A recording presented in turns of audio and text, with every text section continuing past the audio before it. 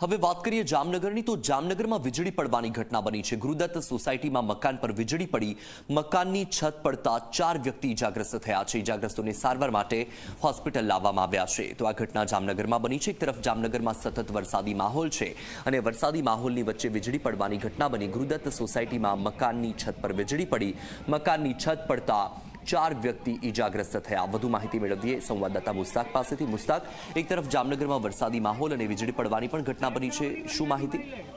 બિલકુલ વત્સલ, વાત કરવામાં આવે તો આજ બપોર પછી જે છે જામનગરમાં વરસાદી માહોલ જોવા મળી રહ્યો છે। વીજળીના કડાકા ભડાકા સાથે થોડી વારે વરસાદ વરસી રહ્યો છે, પરંતુ વીજળી પડવાની ઘટનાઓ જામનગર શહેર અને જિલ્લામાં સતત વધી રહી છે।